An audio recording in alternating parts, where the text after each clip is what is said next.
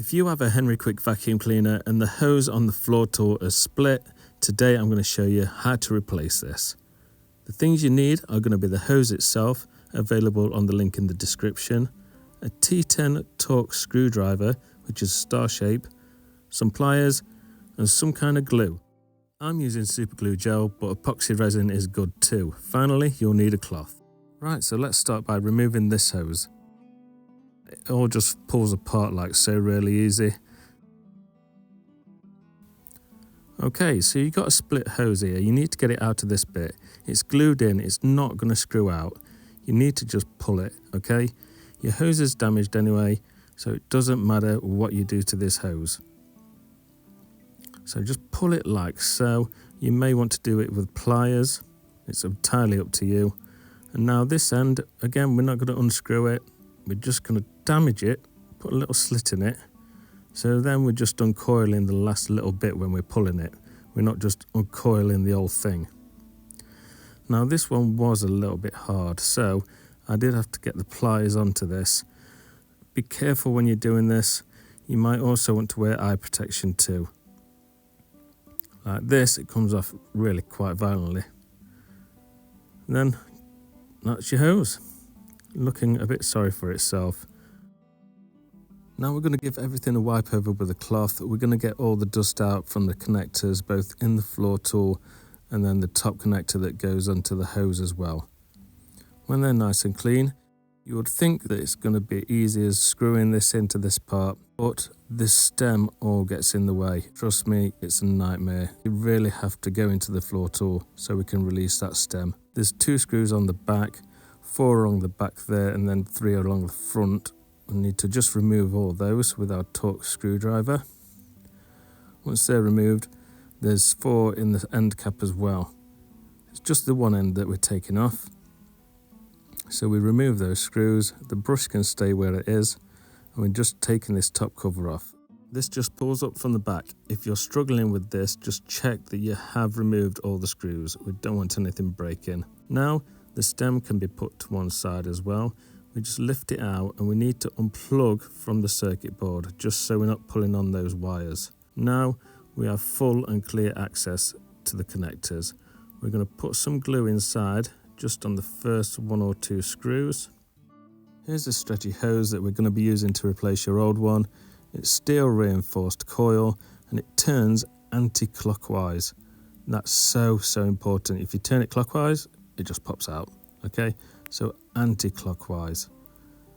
Now this is not easy, okay? I'm not going to lie to you. It is a bit of a pain of a job. Twist it, and once it gets in there, it doesn't really want to turn any further. You'll see what I mean when you do it. I keep pulling on it just to make sure that it's not coming out and it's secure. Make sure there's no gaps around it or anything like that. I found if I just stretch this bit of hose here a little bit and turn it closer to it, I got a little bit of a turn out of it. So it just went in that little bit more. And then that should be about it really. Just pull on it, make sure it's right. The more you just check this hose while it's in this position, the better. You don't want to put it back together, use it tomorrow and it pings out. Yeah, just do as much of this as you can. Okay, that's all looking good. I would probably, if I had some epoxy or some sealant, just pop some around that maybe as well. It's not going to hurt. As long as it's not coming out, I'm happy. Now we need to put the other end on. So put some glue around here. And after doing the first one, for some reason, this top connector seems like a total breeze. I don't know if it's because you can see like the hose inside a bit better and stuff, but it will be the easiest one out of the 2. Again, we're going anti-clockwise. Very important. Please do not try and go clockwise. It's not going to stay on there if you do. Again, checking for any gaps and stuff. And because we can see on the inside as well, it doesn't hurt to give it a bit of a coating of glue just to seal that even more. And that is it. Your hose fitting, the hardest part of this, is now complete. Let's put it back together. So We're going to plug in the stem back into the plug. It only goes one way. Tuck those wires in there as well. We don't want to be putting the top cover on and breaking any wires. They go into a little channel. You'll see what I mean. So they're just nice tucked in out of the way. Put your top cover on. I tend to put it on slightly from the front first, then pressing down, making sure there's no gaps. Turn it over and start getting your screws back in.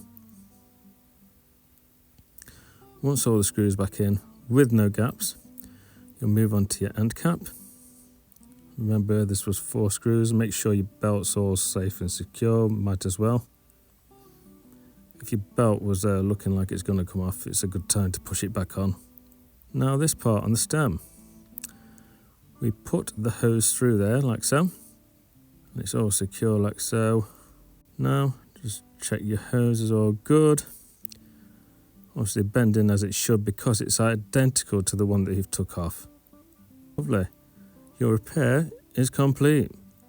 I do hope you found this video helpful. Please subscribe to my channel for more help videos. This next one is showing you how to clean your floor tools safely.